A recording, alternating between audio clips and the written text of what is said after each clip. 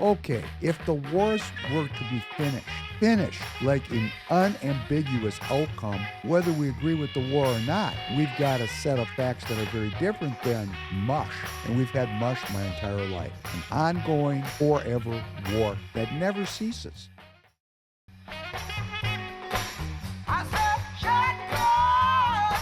Welcome back to the Professor Penn podcast. This is David Penn, your host. Glad to be with you tonight, and I hope you're doing well. For episode number 213, we'll meet again, coming to you on the 17th of June, Tuesday night, 7:30 p.m. Central Standard Time. For those of you who are following me, you'll note, and you're going to agree, I've been rather quiet on social media the last few days, and I want to just share with you why that is. Um, it's not my job. I know there are people who earn their livings being professional political pundits. That's not my thing. I'm a searcher for truth. And when things become this chaotic, I don't need to comment just to comment. I need to think about what's going on. I need to assess the information. I need to look at multiple sources to gain information. I have to say that I am not confident about any of the information that I'm reading from any source because we are in the fog of war, and there's an information war, and a spin is being put on everything. And that is something that makes me pause, reflect, and seek a deeper meaning, something that only can come with discernment. And this is the cost. The benefit of lying is you can manipulate people. The cost is long term. They just don't believe anything that they read or see, and there's a breakdown of any kind of social cohesion. And that is where we're at. There's been so much lying for so long that we don't know. We the people don't know what's what. And man, that has some serious implications, doesn't it? We had these political assassinations here in Minnesota. I'm sure all of you are aware of it. Uh,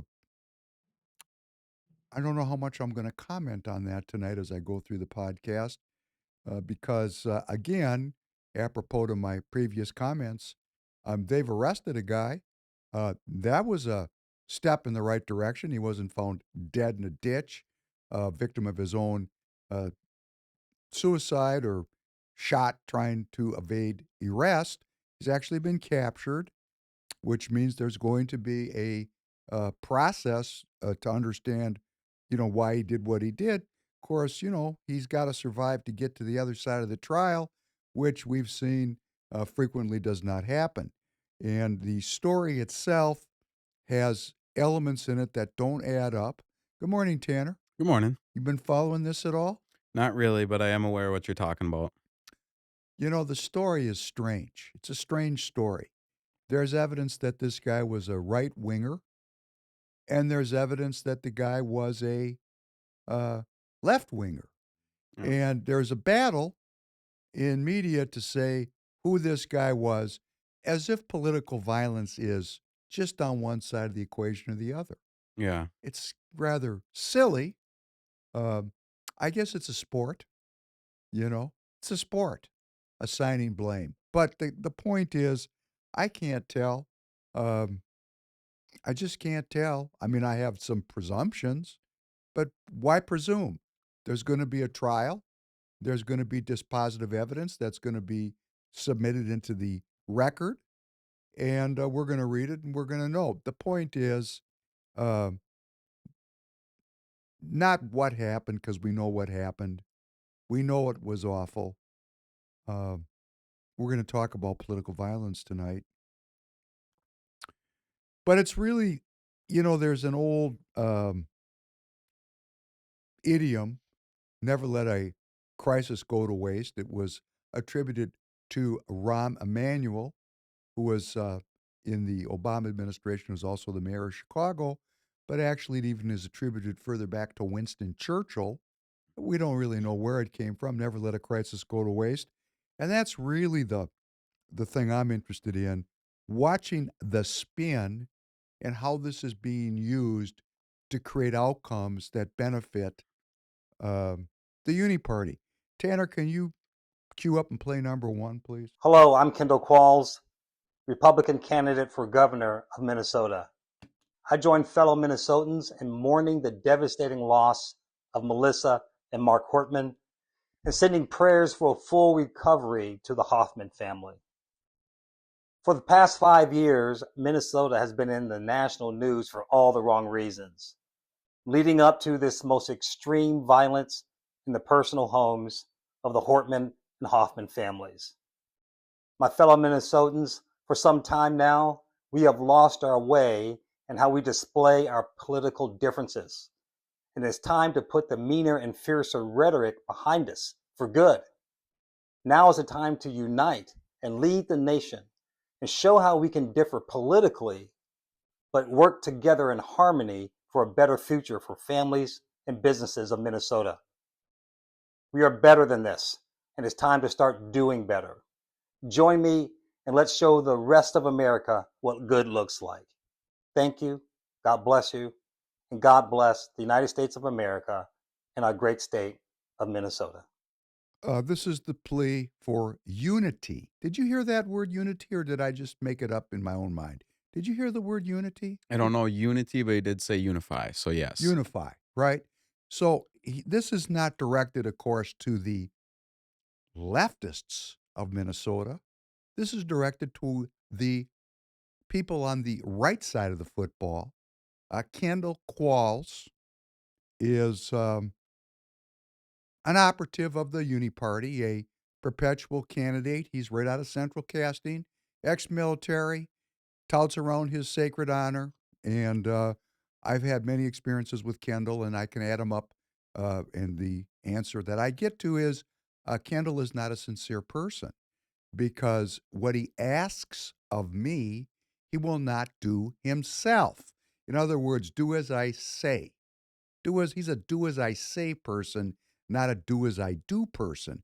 Because what he does is whatever suits him politically, without any reference to sacred honor, without any reference to any kind of a code uh, when you're going to preach unity. And why do I say this? Is because after the 2024 endorsement of Royce White for Senate here in Minnesota, after Kendall had met with the group of Republican Party delegates at the SD 45 convention earlier that year, where he preached unity and said, we're so close to winning. We have to remember, that who the enemy is, and it's not each other, and the Reagan 80% rule, all of the agree to agree stuff. And then when the agreement came and he didn't like the outcome, he went with Norm Coleman and Rudy Boschwitz and, Michelle Benson and Paul Gazelka and cast of neocon crazies to endorse Ukraine Joe Frazier instead of backing the Republican Party endorsed candidate Royce White. And I'm saying this because now Kendall here, he's taken this terrible event, terrible, and he says the rhetoric's gone too far. Well, what is the rhetoric? The rhetoric is there are a group of people in the Republican Party of Minnesota and all other 49 states, all 50 states, who are arguing with the uni party establishment, which are, rhinos. And then the rhinos are saying that now the mega people are rhinos. We're getting into we can't find our way through the forest because the fog of war is getting so thick that Kendall is using this awful event to enforce upon Republicans who have played with the idea of what? Peace and prosperity. Those people. He's enforcing upon them the importance of unity because we're so much better. Let's show the country how Minnesota operates. And how Minnesota operates is, as a communist leftist state, when people say, boy, I'm going too far, I get these comments on X and on YouTube, when I say communist. Communist means more than a organization of political economy. So let's call it a fascist orientation. Whatever you want to talk about in reference to how the state is currently constructed, it is not constructed in a Republican form of governance. And I don't mean the Republican Party, I mean Republican as in small government. The individual citizens are sovereigns of their own lives, minority rights are protected. The Republican idea as a life philosophy. No, that's not how we're functioning here. And we don't function here in that way because the core culture of Minnesota, its core, rejects such an idea. That's why we have such a leftist state. And that's why we have Republicans like Kendall Qualls that run up and try to remind those of us who are really interested in individual sovereignty. uh, he's trying to enforce, using this awful event to enforce a unity. And now the same thing is going to happen. We're going to talk about this Iran issue, Israel-Iran issue. And, we all know this is revealing the fault lines in the Republican Party and has the potential to break the Republican Party right in two. And if that's what happens, so be it.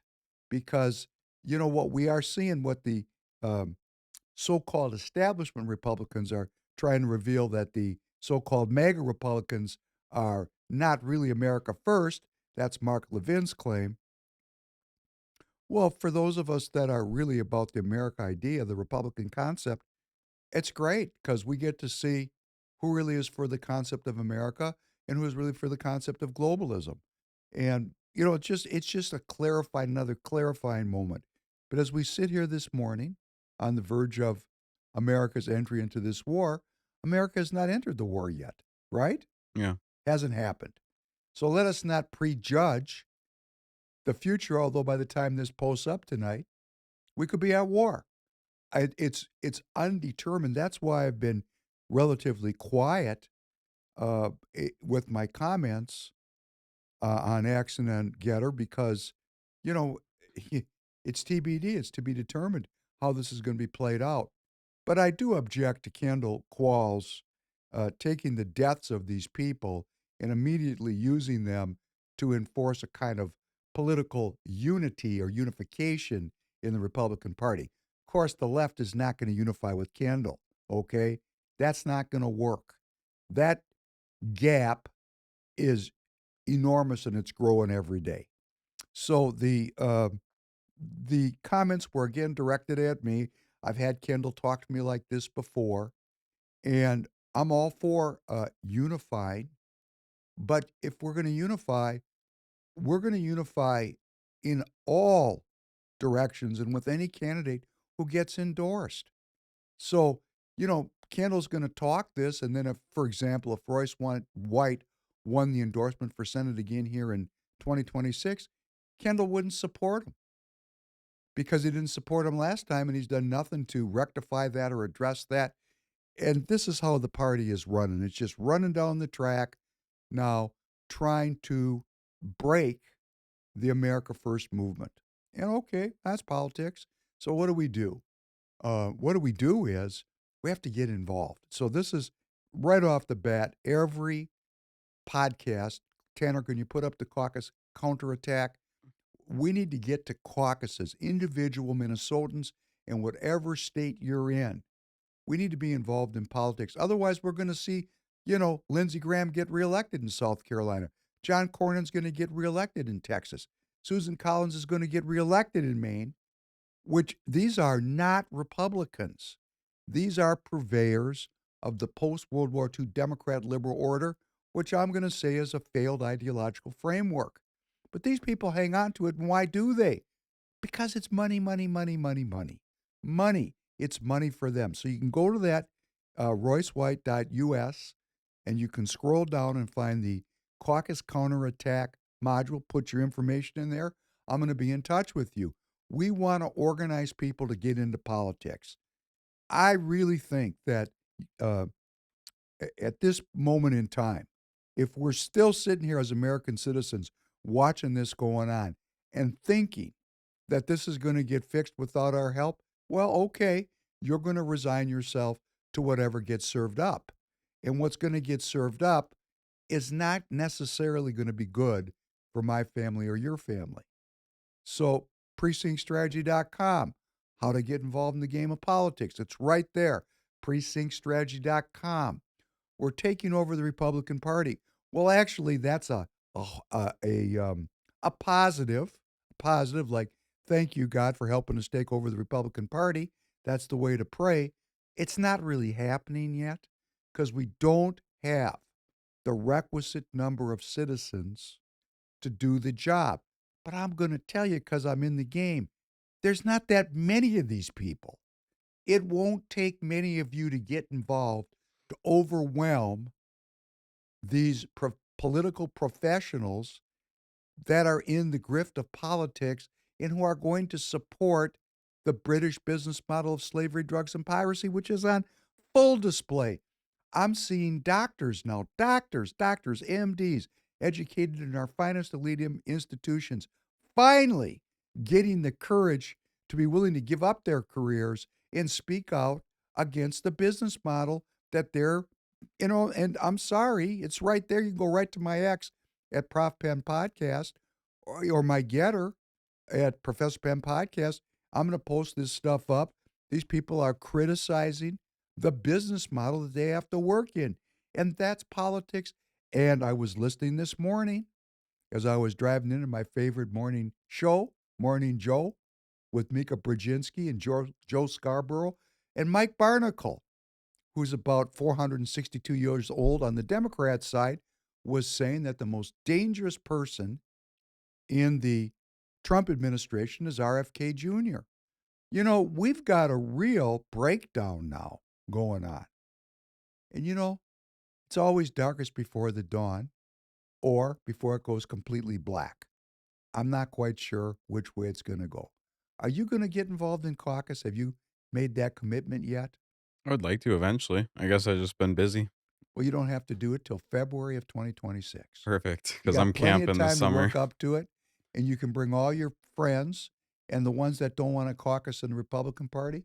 They're just needing to go to the Democrat Party. Both parties, okay? Let's get out of this two-party idea. There's one party. Now, I got my friend, Brother Dave.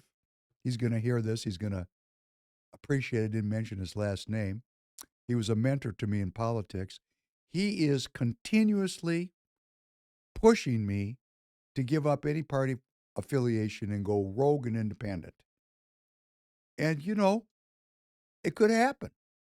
It could happen. But right now, today, as I sit here today on the 17th, if before I go rogue, I'd like to take one shot at seeing if we can get enough people to caucus to change the character of the Republican Party of Minnesota because it's truly awful. They lie so much. It's funny, we had these shootings.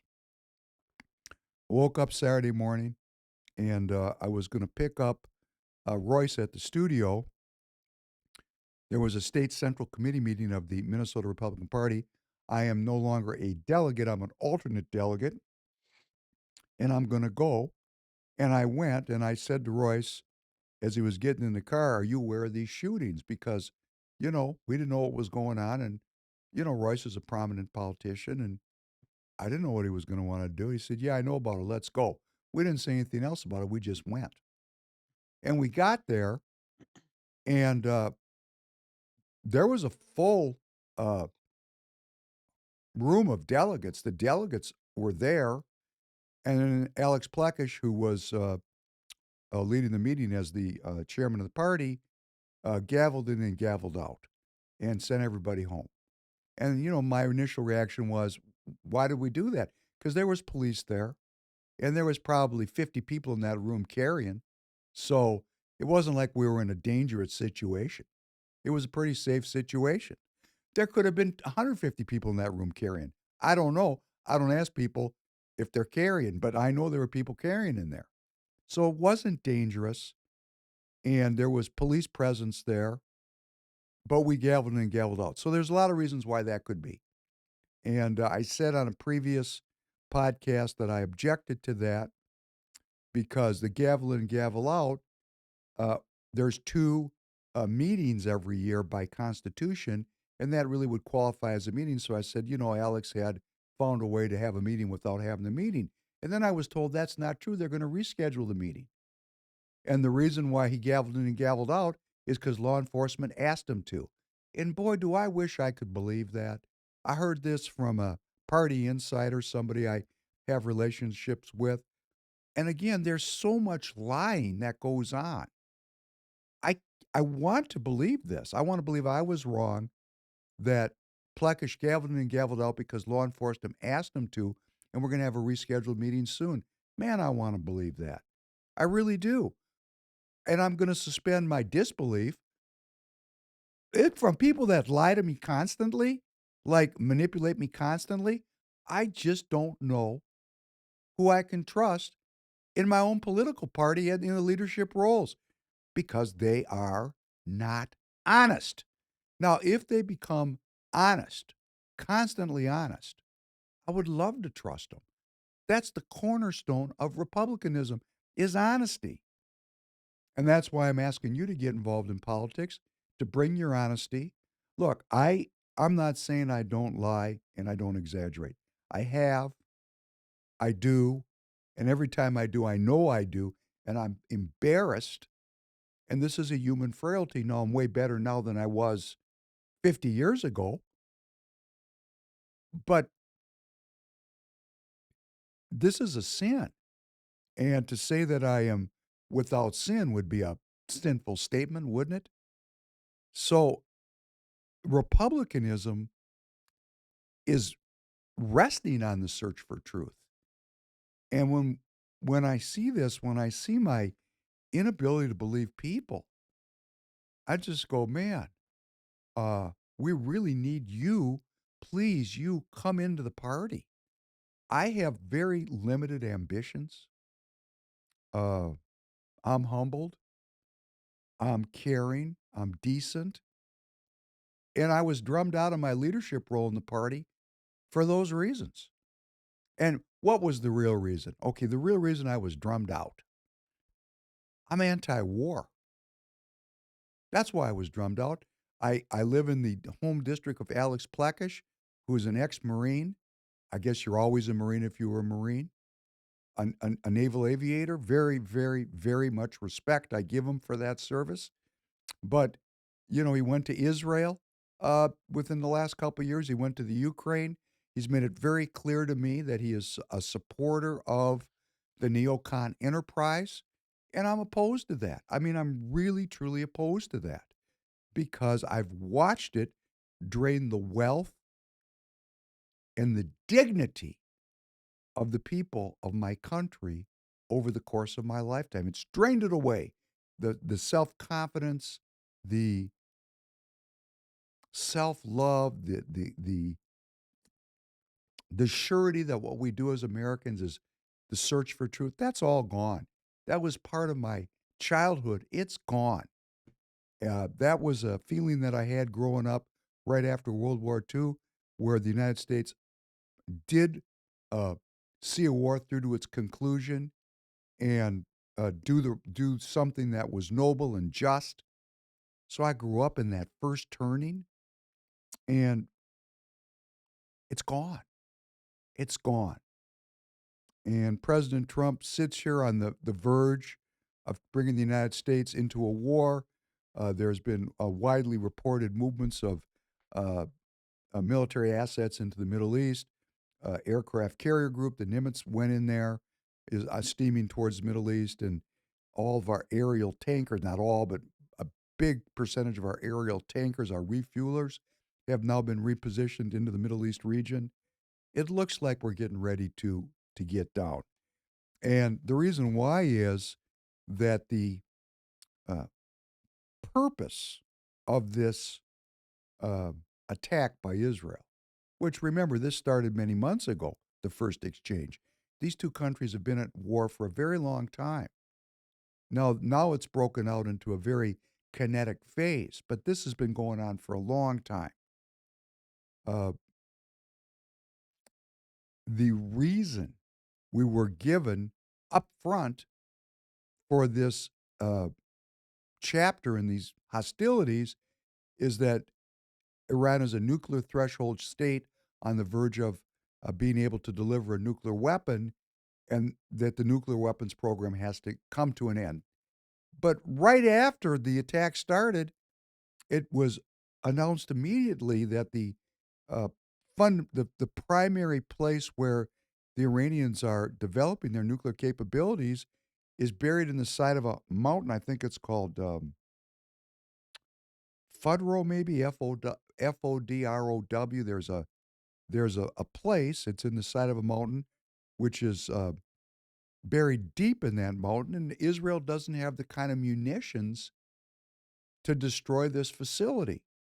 So right away, it was a fait accompli. America does have those munitions. It's called a bunker buster bomb, which interestingly, the United States has never shared with Israel or any other country.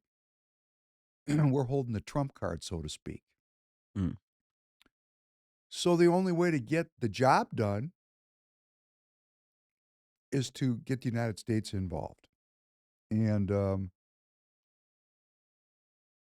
Trump is involved in this.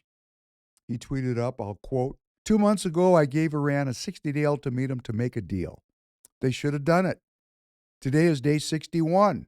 I told them what to do, but they just couldn't get there. Now they have perhaps a second chance. Well, we'll see if they're going to take that second chance. So Israel and Iran is exchanging these terrible blows. The initial attack in Iran by Israel was a very finely orchestrated symphony of deception and James Bond level, Mossad level duplicity. And inside Iran, they had a drone base, and they've got all these operatives the Mossad does inside of Iran, which really is not a surprise, because if you go back not that long ago, before 1979, Iran was a client state of the United States. So the infrastructure of Western intelligence in Iran is quite strong. You know, like father like son. I mean, they had these people on the payroll, and they just kept on rocking. So it was, quite an accomplishment, but it's not enough to get the job done. And Iran is a much larger country than Israel. An interesting factoid is nearly half of Americans back Israeli airstrikes on Iran, according to the poll, which was the first shared with, guess where? Fox News on Friday, came out of the Ronald Reagan Institute, whatever that is. 45% of those questions said they would support Israel conducting targeted airstrikes against Iran's nuclear facilities. 37% said they opposed the airstrikes. 18% unsure. Okay, great. That's honest. It is a partisan issue. 6 in 10 Republicans said they support the airstrikes. 35% among independents and only 32% among Democrats. So there you go. There's your split in the so-called MAGA movement, or the Republican Party. 60% of Republicans support these airstrikes, these strikes on a sovereign nation. And I got lots of calls from Jewish people excoriating me. And okay, great. I'm going to just say again, I got family lives in Israel. My family came here before World War II. Everybody that stayed in the old country got smoked by Ukrainian Nazis. Not just by Nazis, by Ukrainian Nazis. I like to say that for the people that say there is no such thing as Ukrainian Nazis. Not true, according to my grandfather, who told me how his family was killed. Anyhow, some of the people survived. Some came to the United States. They chose to come here. Why did they come here? They wanted peace and prosperity. They wanted to live in a Republican form of government. Some of my family members went to Israel. They were Marxists. They were involved in the formation of the State of Israel. All the people that went to Israel at the beginning were Zionists. That was a socialist Marxist movement. They went to take over the Holy Land. That was their choice. They made that choice. My forebears came here to the United States to become Americans. Boy, we're having a hard time with this, aren't we? A really hard time. But what's great about hard times is they're clarifying. They're clarifying. My allegiance is to the Republic of the United States of America as a country.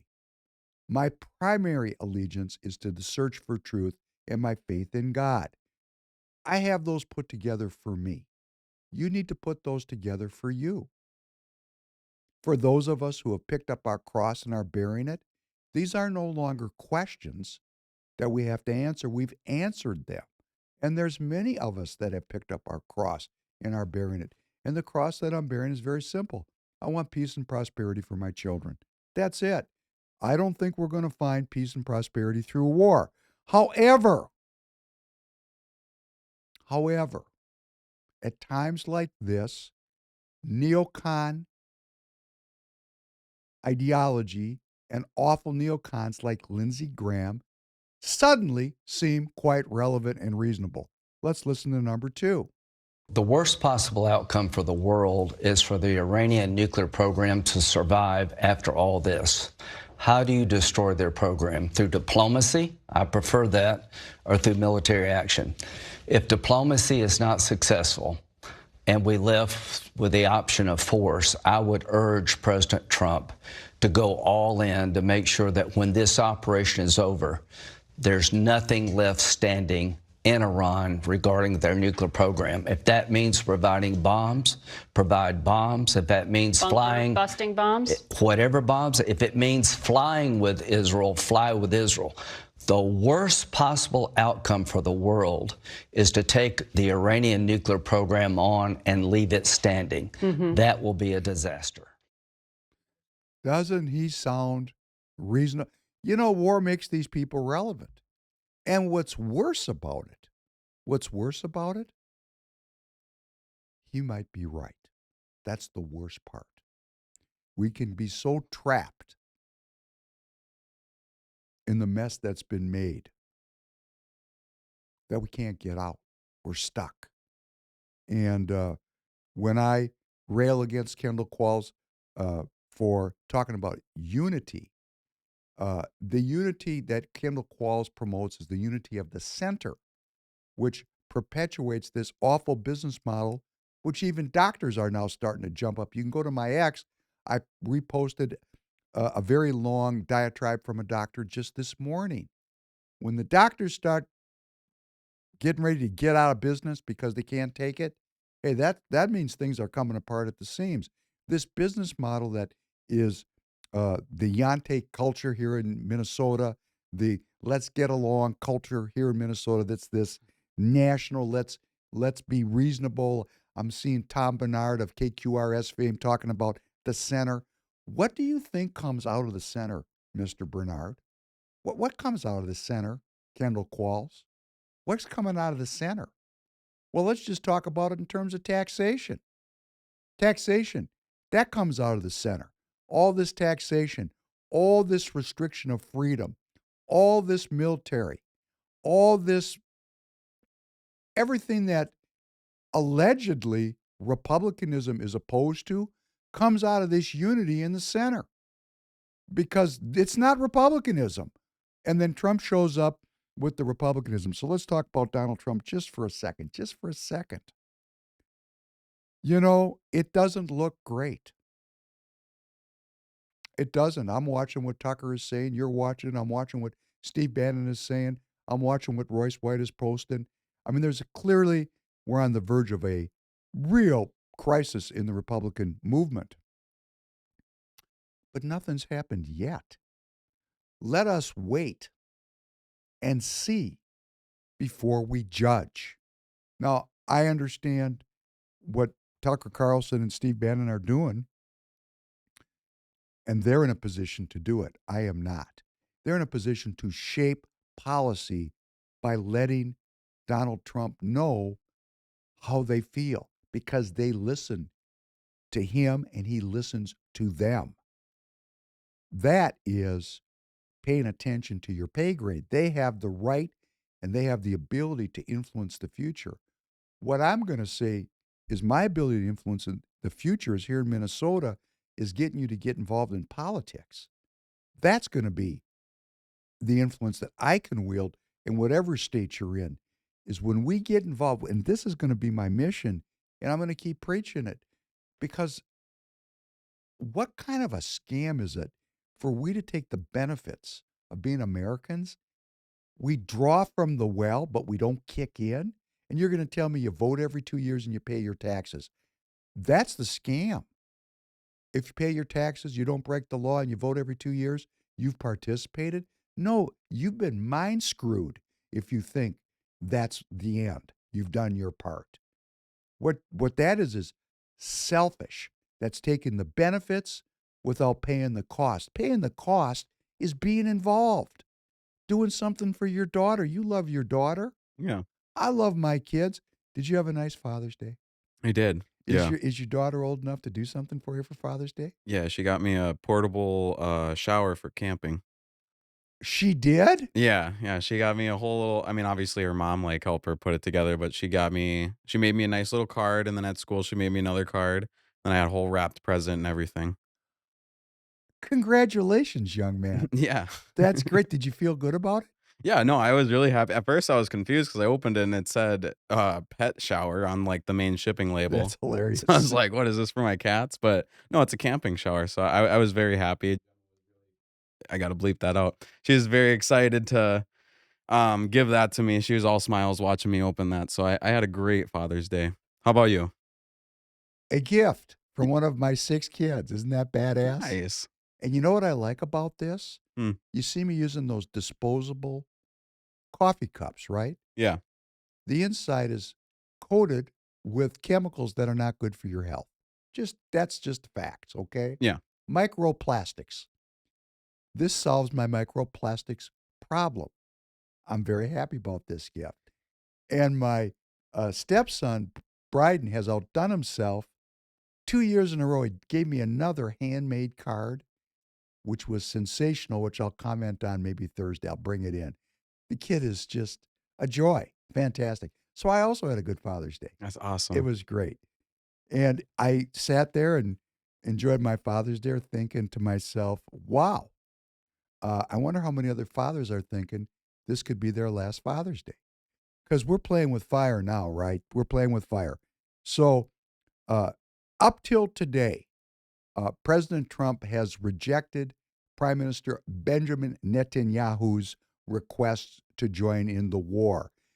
If the United States does not join in this war and use those bunker buster bombs on the Fudrow buried nuclear facility and destroy it, then the worst outcome is going to come about, which is what Lindsey Graham highlighted: start and not finish the job. So you see that mission creep here is incredible. So it's either blow up all their nuclear facilities or regime change. Well, this is the strange thing about politics. It's possible that this neocon enterprise could lead to the dismemberment of the Iranian regime, a new Republican government in Iran, and a completely new Middle East. And wouldn't that be strange if that happened? And that would be a good outcome. And there's another part to this that everybody needs to understand. This is not about Iran. This is about China and Russia. Let us remember that there's something called the Iron Triangle. They call it the Iron Triangle because iron cannot be broken. That is the relationship between Russia, China, and Iran. Formal defense treaties. Now, what's written down in those defense treaties? I don't know. I haven't read them. What if is in there a clause that says if Iran is attacked, Russia and China will come to its rescue? What if that's in there? Well, that'll mean we're heading into a very big change. Big change. We don't know. If you asked me to bet, I would bet that Trump is betting that he can break the Iron Triangle. Remember, they took Syria down. That was a junior partner of the Iron Triangle. It was a proxy of Iran. The Gaza Strip, the Hamas is pretty much throttled, right? Hezbollah in Lebanon, we don't hear nothing from them because they're keeping their heads down. They don't want to die, right? So what's happening is the Iranian franchise in the Iron Triangle is being broken. Is Russia and China going to let the Iranians go down? I don't know. We're now in the live life jazz phase of this geopolitics. But there could be positive outcomes from a geopolitical strategy that I don't support. And this is something we have to understand. The outcome is unknown. Now, that doesn't mean if there's a good outcome, I suddenly go, oh, great, I'm a war hawk. It's like President Reagan went after the Soviet Union in the 1980s. And he called the Russians the evil empire, and he put the full force and power of the United States economy and military-industrial complex to work to destroy the Soviet Union. And I was opposed to that because, you're playing with fire. You're playing with nuclear weapons. This is the kind of thing I don't agree with. But it worked. It worked. It worked so well, peace broke out. Oh, peace broke out? Guess what? And this is why this is not so reassuring. If, in fact, the Iranian regime was dismembered and a Republican government was created and the whole Middle East suddenly changed for the positive, China was limited. For example, if the Iranians block the Straits of Hormuz and there's no oil coming out of there, the biggest loser is going to be China. I mean, this President Trump might know things I don't know. I'm sure that he does. So this is a much bigger picture than just the Iranian puzzle piece. Let's open up our scope and realize we're in a world war. It's the globalists, the United States, we the people, Russia, China, and Iran duking it out for what's the future going to look like. So if you go back to the Reagan era and you watch Reagan take down the Soviet Union, which happened under Bush the senior, and then peace broke out, the neocons couldn't deal with that. They broke every agreement they made with the Russians, and they recapitulated the same set of tensions with the same vulnerabilities and the same dangers that had existed during the period of the Soviet Union. So even if there's a good outcome from this neocon strategy, which may or may not be employed, we have to work against these people because if they win, they'll just redo it again. They'll be the next enemy, which they've already said who that is. You know who that is? Are you ready? Ready. Pakistan. Mm. Pakistan has nuclear weapons. They're deeply allied with the Chinese. And Netanyahu and the neocons are already talking about got to get to Pakistan. Didn't we just make a deal with Pakistan, or is that India that I'm thinking of? No, President Trump made a deal with both of them. See, President Trump really has been trying to bring about peace. But are you involved in politics? Are you going to your next political meeting? Have you joined your local political organization? Are you a delegate in your state? Like, can you show up at the South Carolina endorsing convention in 2026? There is another candidate out there who's an America Firster, allegedly, as an alternative to Lindsey Graham. Are you involved? Are you going to do that? Are we going to do that here in Minnesota or not?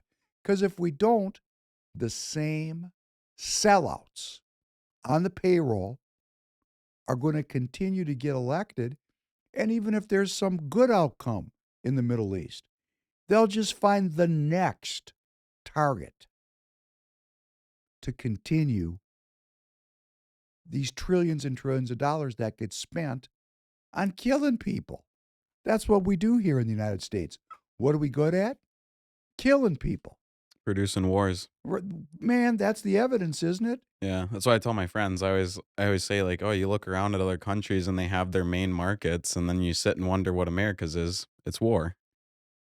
How does that make you feel as a young person? Oh, that hurts so much because I really like America. I love what it stands for, but when I realize that, oh, we are consumers, but we produce X, and X is war. That's really sad to me because I thought we were the bastions of hope.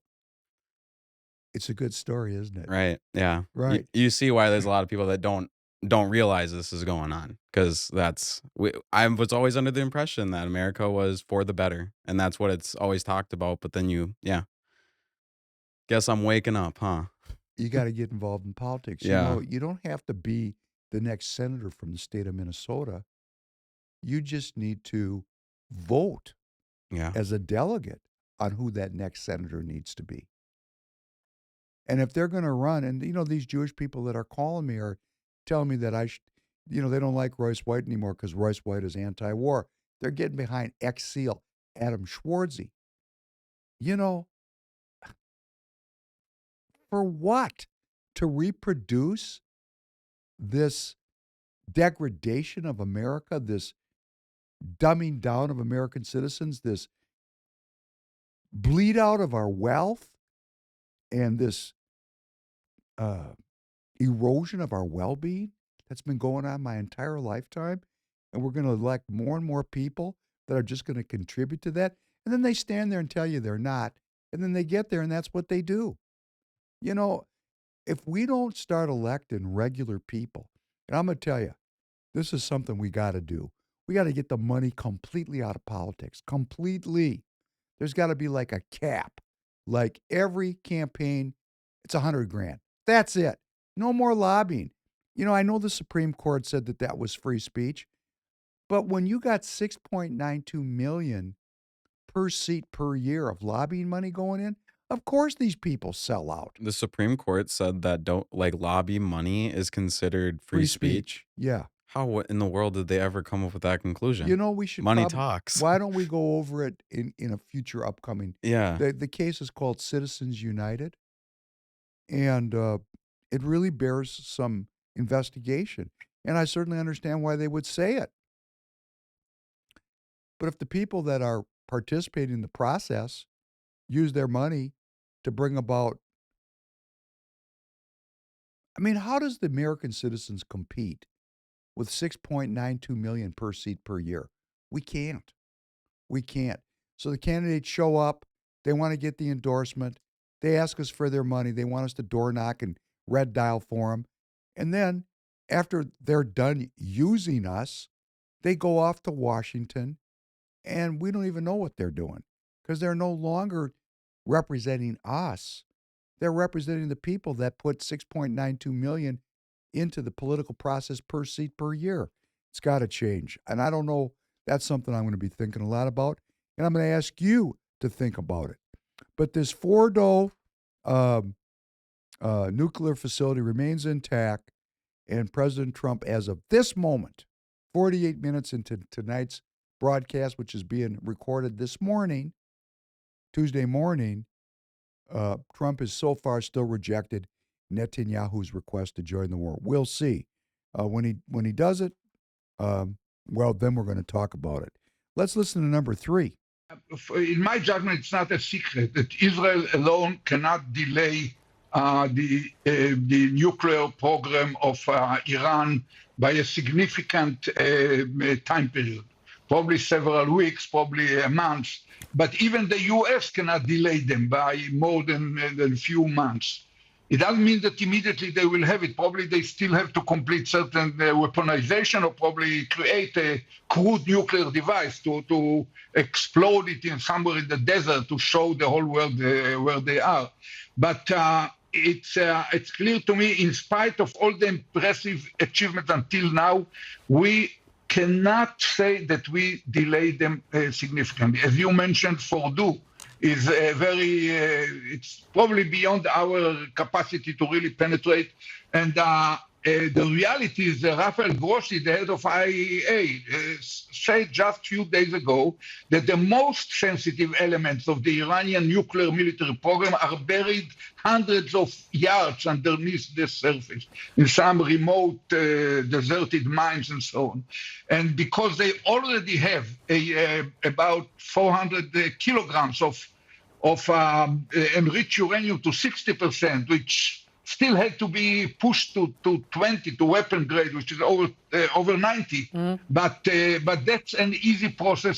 Could take place in any garage with enough advanced. All right, so what's the point So then, basically- Prime Minister? What is the point then of this mass bombing campaign? What is the point if you're telling me that they can potentially only damage by a month at worst and maybe a couple of weeks? What is the point? Then what is the strategy? What's the goal here? It's problematic, but it still has a justification point of view of Israel.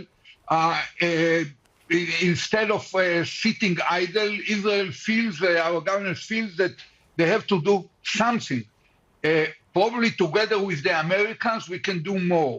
My judgment is that because Iran is already what's called threshold nuclear power, the only way to block it is either to impose upon it a convincing new agreement, or alternatively open a full-scale war to topple down the regime. That's something that together with the United States we can do. But having said that, I don't believe that any American president, neither Trump or any one of his predecessors would have decided. America didn't win in Korea, didn't win in Vietnam, didn't win in Iraq, didn't win in Afghanistan. Right. So I don't believe that they're about to open a full-scale war over Iran. Right, which really begs the question, Mr. Prime Minister. You've just listed the number of wars that America has not won. Your own country is in a war that it has not won in Gaza. Yes, it's degraded Iran's capabilities, and now it's done this, and it's going to go on for a while, according to your Prime Minister, but it's also taken out the key, layer of military leadership. What effect do you think that will have? Look, I think that what Israelis will tell you is that we did our part. We did whatever we can in order to delay, slow them down, or coerce them into a more reliable, more convincing agreement. And Israeli will tell you that the role to complete it is America's, not our own. And that's not simple. America has a major role, even for Israel to continue the war for a longer time, for several months or so. We need the logistic depth of America. And if they decide to operate, of course, their operational capabilities, which are much wider than the Israeli capabilities. But, I still bear in mind what happened with the Houthis. America announced a war on the Houthis, and after some 4 or 6 weeks, they decided to leave. So it's not sure. We're entering the first 24 hours, as I mentioned, is impressive success beyond what anyone could guess. And probably the success will continue. We are now destroying the production lines of missiles, ballistic missiles in Iran. But I have no illusions. We should never be allowed to be drifted into hubris or kind of thinking that we are going to complete it on our own. For sure, the Iranians will respond. It will be painful.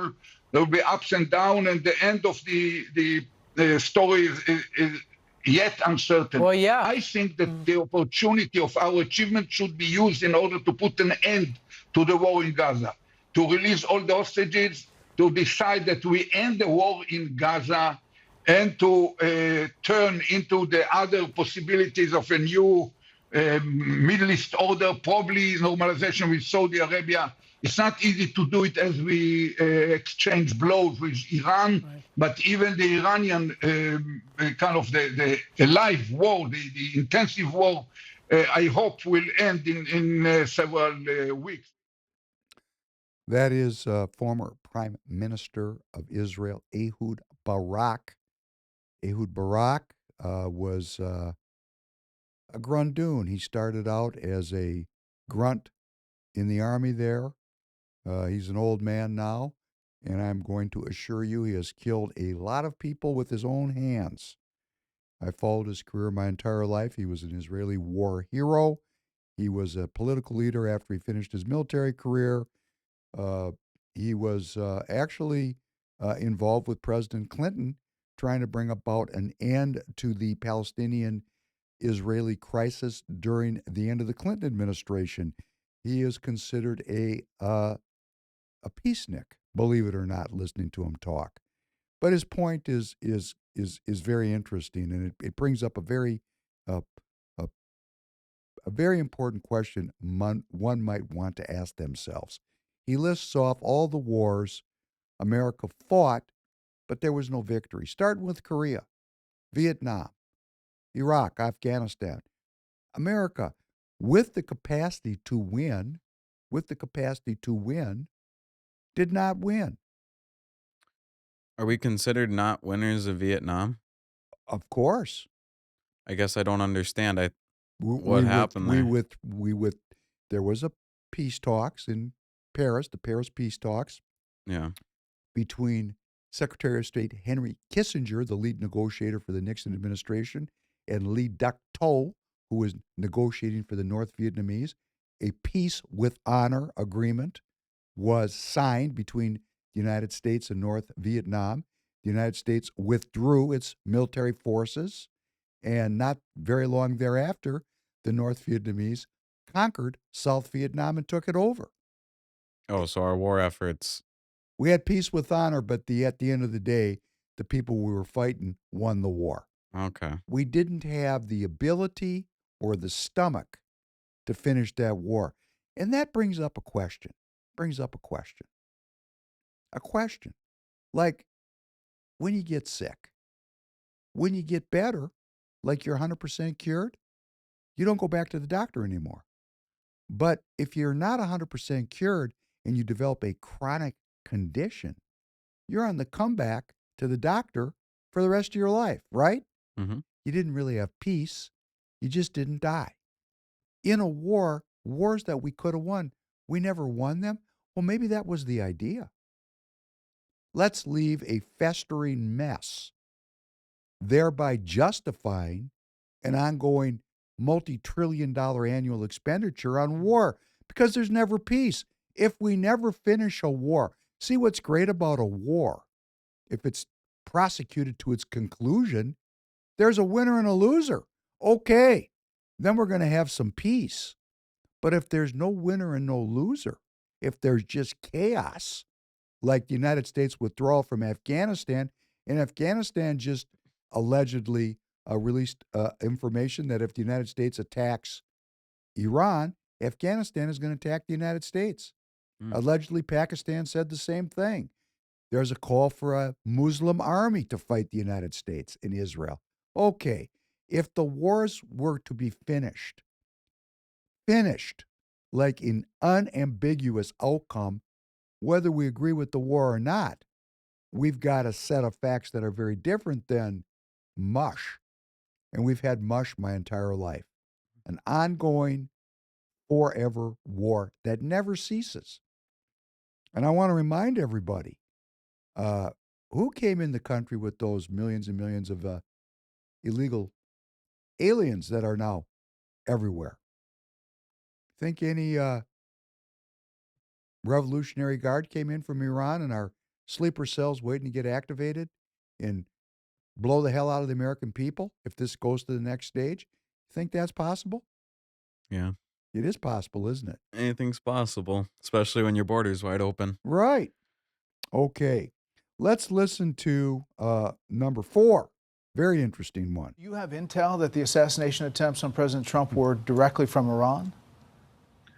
Through proxies, yes. Through their intel, yes. They want to kill him. Look, he's enemy number one. He's a decisive leader. He never took the path that others took to try to bargain with him in a way that is weak, giving them basically a pathway to enrich uranium, which means a pathway to the bomb, padding it with billions and billions of dollars. He took up this fake agreement and basically tore it up. He killed Qasem Soleimani. He made it very clear, including now, you cannot have a nuclear weapon, which means you cannot enrich. He's been very forceful. So for them, he's enemy number one. Yeah. Look, they also tried to kill me, but I'm his junior partner. Great. That's called a setup. You know, this is a spooky guy there, the Prime Minister of Israel, Benjamin Netanyahu. What he's saying is, if President Trump meets some untimely end, It's the Iranians. And President Trump has said, if I meet an untimely end, Iran will be no more. So this to me looks like a setup, and I'm not the only one who said it. How does Netanyahu know this information? Through proxies. Proxies. Proxies. Yeah. Proxies. A little bird told me. I woke up, I had a vision. I don't know where he got his information. And if he gave me the information, would I trust it? The people that brought you the weapons of mass destruction in Iraq, for example. Now there's a war here clearly aimed at regime change because the Israelis don't have the munitions necessary to destroy this nuclear program. So where are we headed here? Well, probably to regime change. Let's listen to number 5. My fellow compatriots, the Islamic Republic and its incompetent and criminal leaders have dragged our Iran into war and are responsible for the current situation.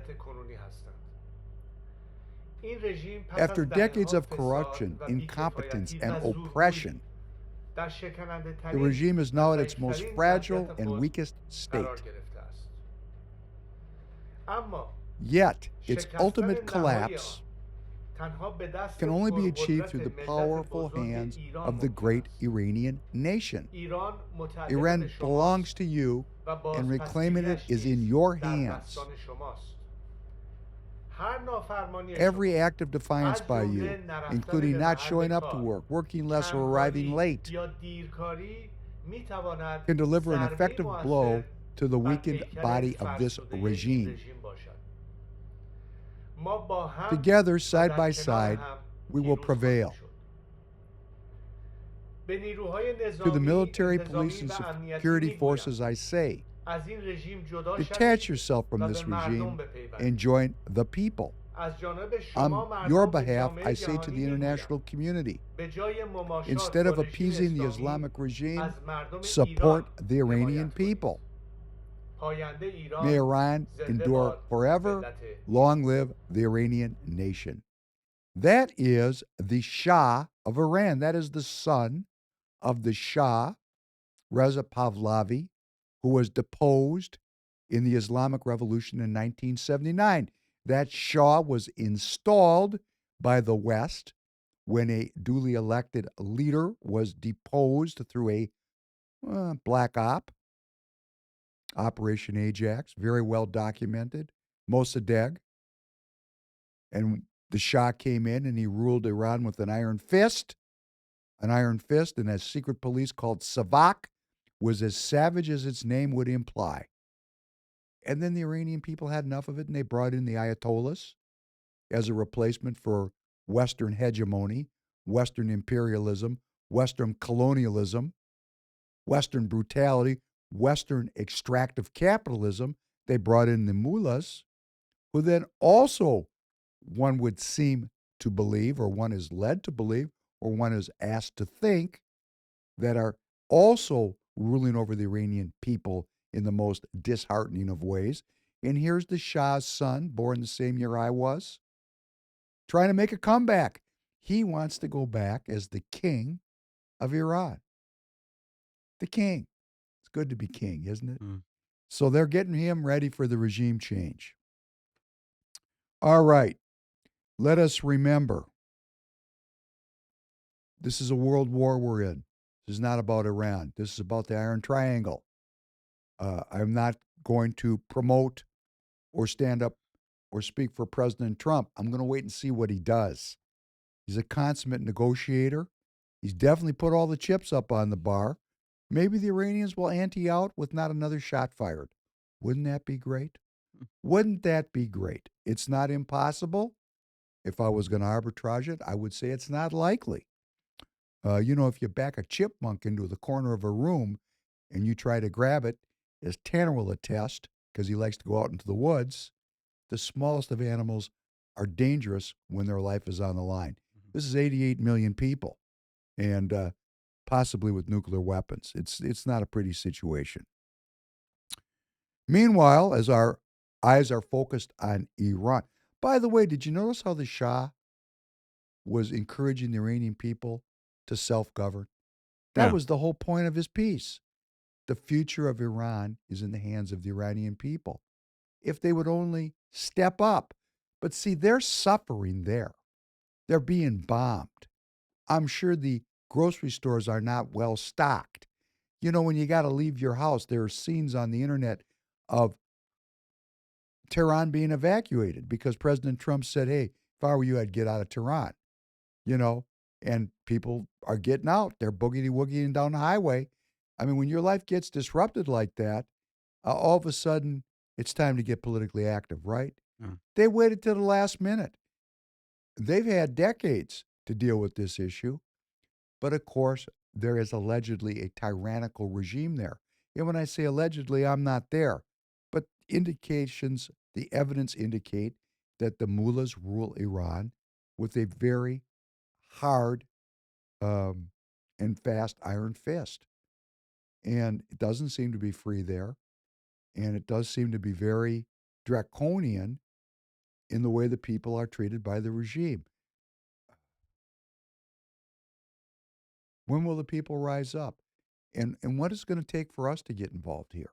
Do we need to have an equally draconian regime rule over us, the American people, before we get involved and just support the basic Republican values that underlie this great nation? Remembering that a Republican form of government is promised to every citizen of every state in our Constitution.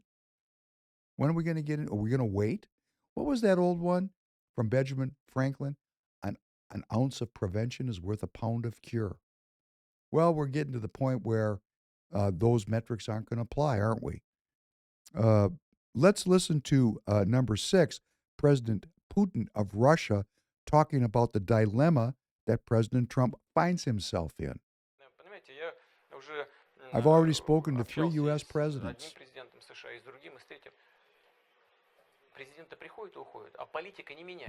Presidents come and go, but the politics stay the same. And do you know why? It's because of the powerful bureaucracy. When they get elected, they might have some ideas.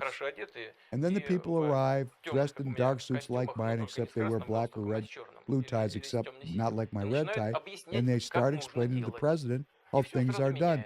And instantly everything changes. And it happens with every administration. And it's not easy. And I say this without any irony. Это достаточно сложное дело. Это, я говорю без всякой иронии. Это не потому, что кому-то не хочется, а потому что это сложно. You know, it's not that people don't want to change. It's hard to do. Talking about Obama, he was a forward-thinking man, a liberal, a Democrat.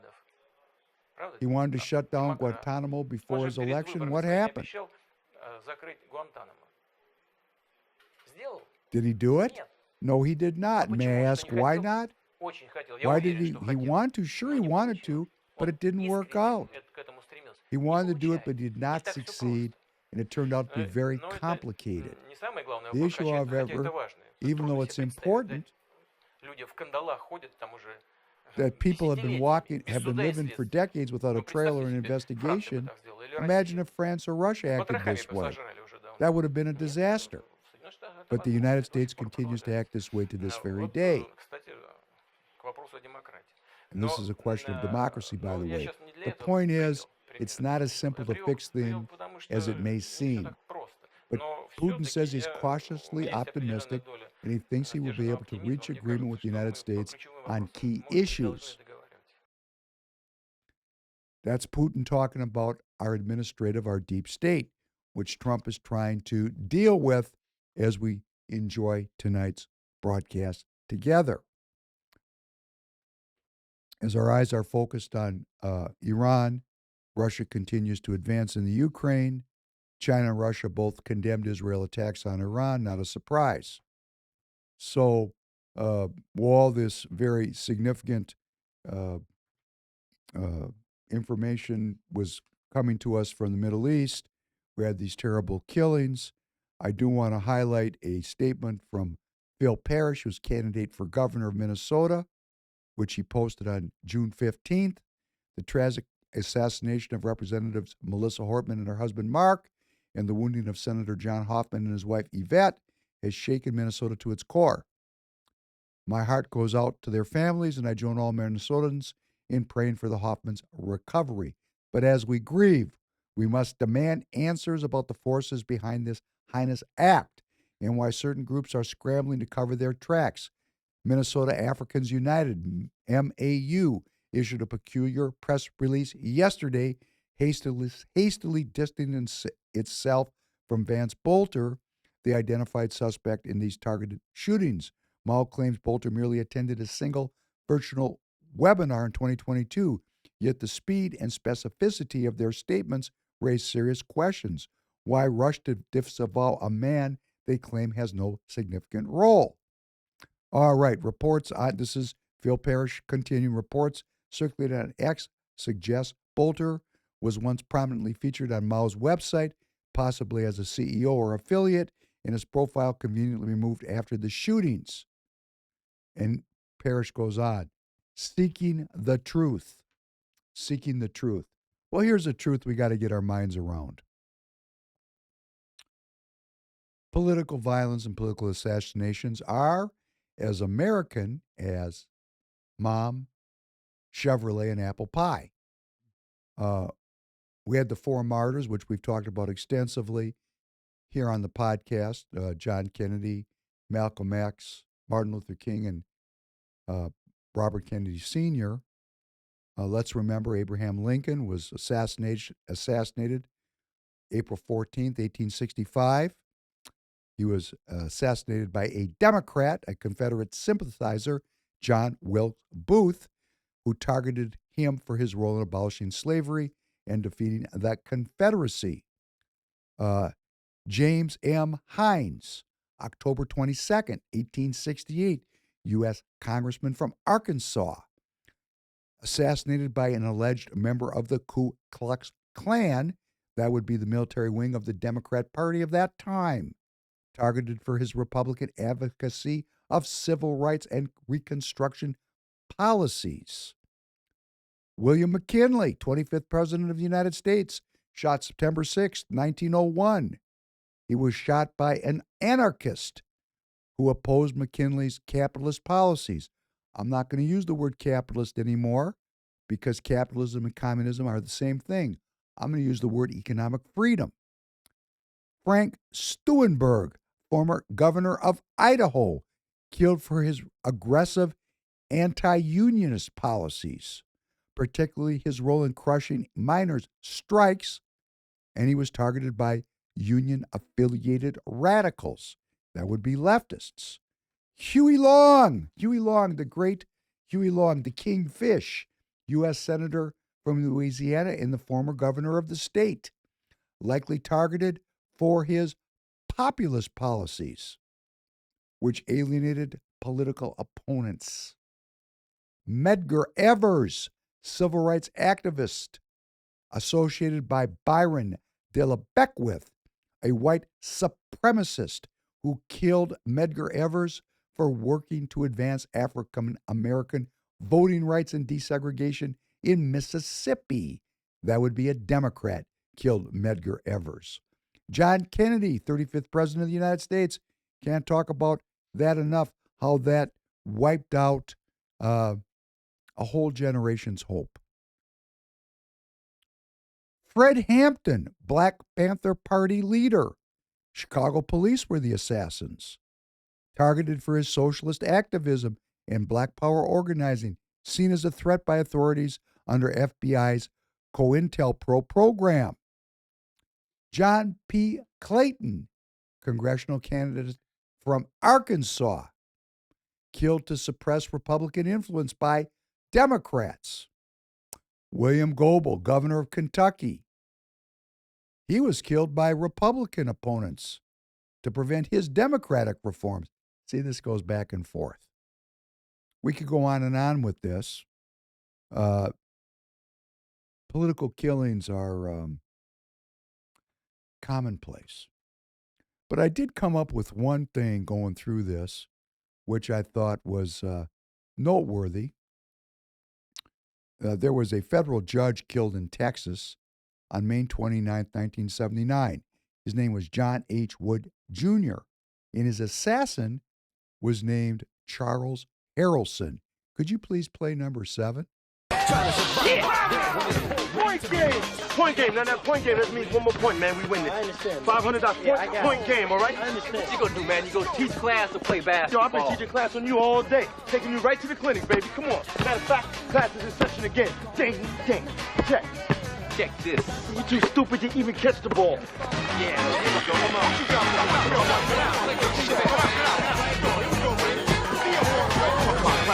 Stay up, baby. Class is in session. Where you at? Where you at?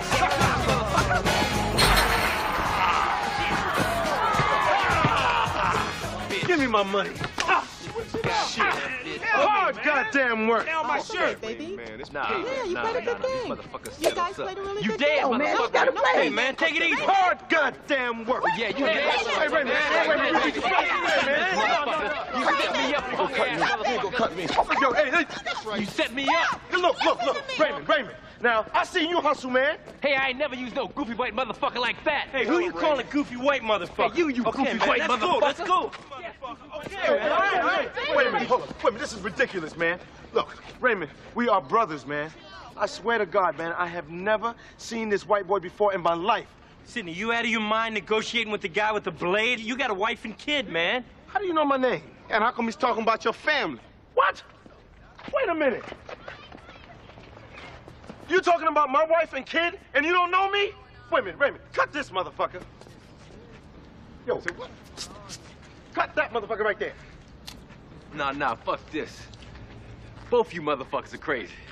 I'm going to my car, get my other gun, shoot everybody's ass. Raymond! Oh, shit, man, y'all better call Raymond! Come on!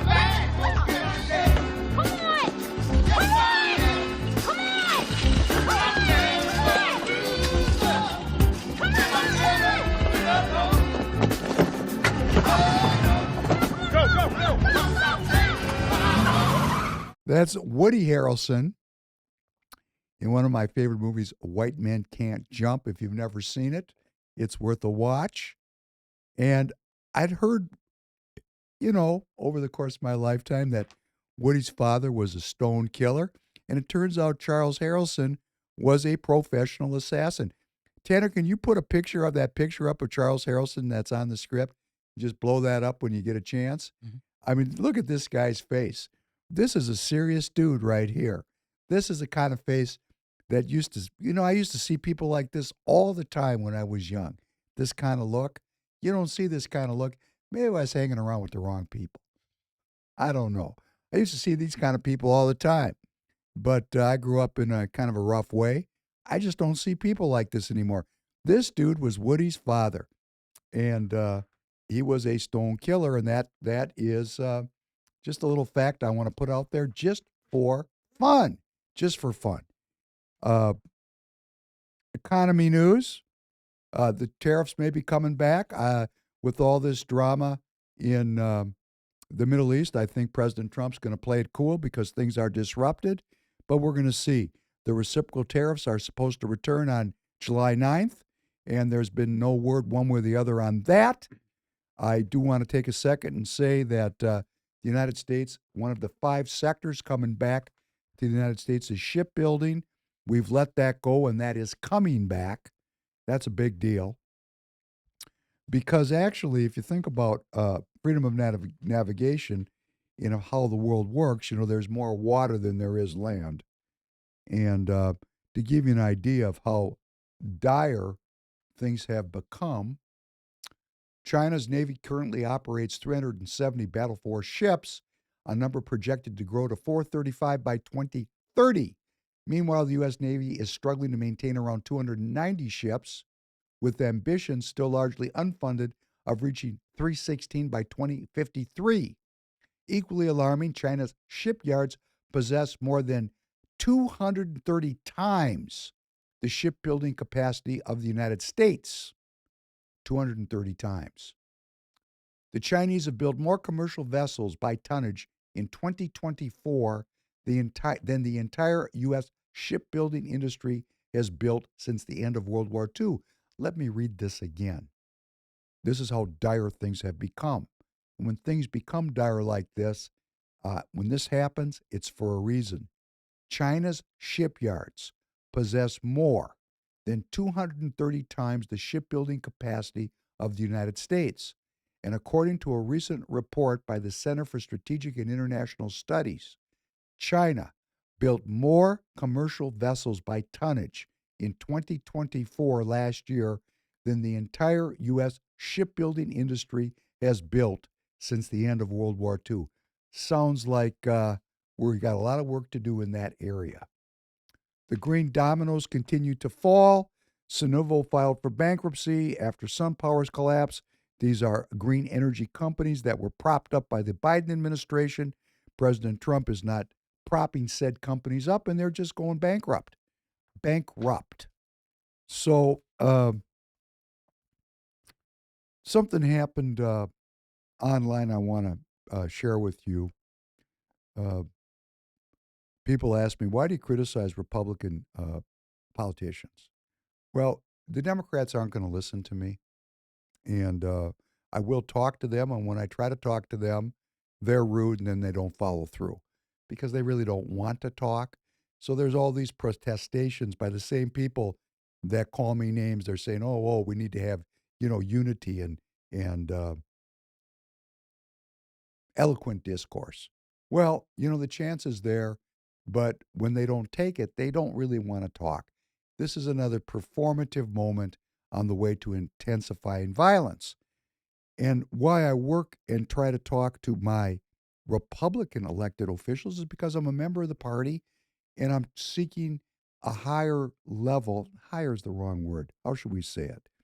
A more informed level of discourse from the people that are on my side of the football. Because I just would like us to be an example, and we are not. And one person in particular who I do not interact with much on X is a woman named Mary Franson, who's in the House, in the legislature here. And, she's just a particularly noteworthy case of using the Bible and using cultural wedge issues to motivate and coalesce her constituents. And man, did she get out over her skis. There's a dude who has a pseudonym online named Bob Dubalina. And Bob has gone after me many times. And if he sees this, he'll probably go after me again. He says, role playing being a professor. That's his great criticism of me. That's great, Bob. Go ahead. You keep doing that. I'm got no problem with that. And I've asked to get together with Bob too, and it never happened. Because these people really don't want to sit down and talk on the left because they're not interested in unity at all. They're not interested in the community of Americans. They got their own thing going on. But I'm still working on the right side of the football, trying to work with the people. And boy, Mary Franson put up some awful biblical and cultural wedge issue quotes. And Bob just beat her into the ground like a fence post today. And he beat her intellectually because she got out over her skis. And when you get out over your skis, it's one thing to be religious and to talk of faith when that really is what you're about. And even that is questionable. And, for the people that ask, why do I not read the prayer all the time, is I'm conflicted about this, about, having an overtly, faith-based approach to the podcast, because I'm doing a lot of news. And what I'm just saying is that there's two dimensions. There's a material dimension and a spiritual dimension, and we're letting the spiritual dimension go in favor of this material dimension because of all the alleged benefits it delivers. So I'm just saying, hey, there's two domains here. Let us not give up the one and just go all in on the other, because we're leaving a lot of information behind. And this domain, the spiritual domain, takes training. This material domain, it takes punching a clock and you can get the benefits. It's made cheap and easy to achieve because it gets you addicted. It's getting you addicted on the comeback to materialism. Spiritual, that takes some work. Like when you go into the woods, you love it, but it is work, correct? Yeah. Is it hard work? Sometimes. Sometimes it can be very difficult, but other times it's more fun than it is difficult. But So it is work. yeah, you're not going out there and relaxing. No, you got to pay attention to what you're doing. Yeah. Right. So to gain the spiritual benefit of being out in the woods, it's harder than just flipping on your device and watching a movie, isn't it? Yeah. Right. Well, see, we're losing that. We're losing that. And of course, when we've lost it all the way, we become utterly dependent on the material benefits provided to us by our government.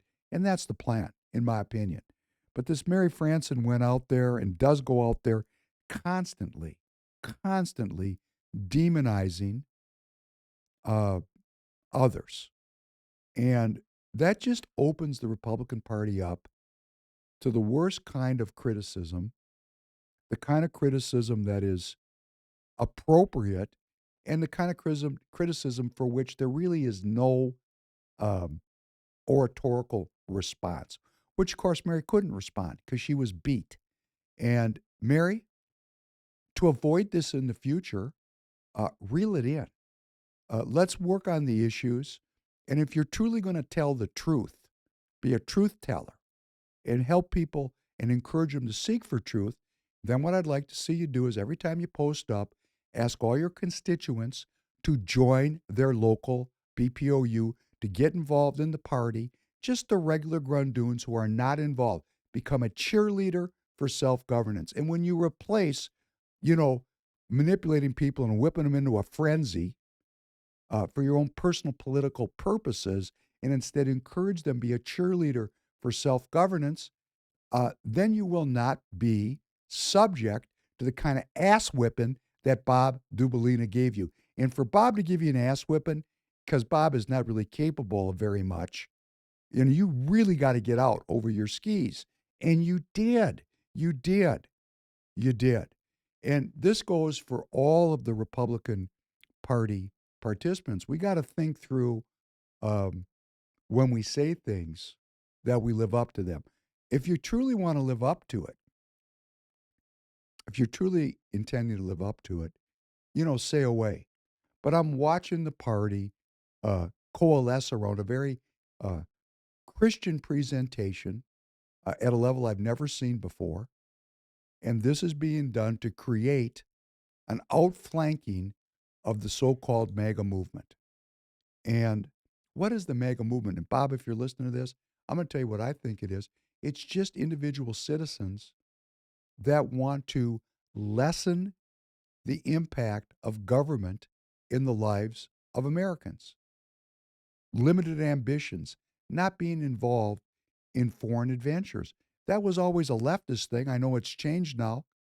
Not being involved in foreign adventurism, taking the money spent on the military and spending it on the rebuilding of our society, improving our educational system so that it actually educates instead of indoctrinates. These are Republican ideas.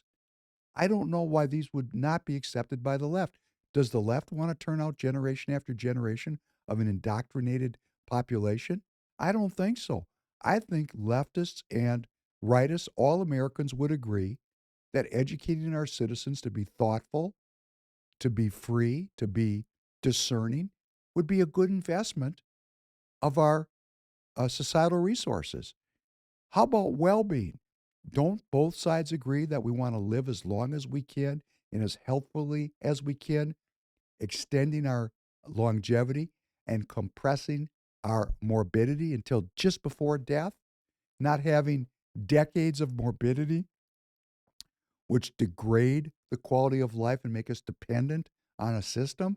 I think both left and right agree on longevity, don't we? Is anybody in the political spectrum going to get up on the other side of longevity? Well, can we not have a dialogue about that?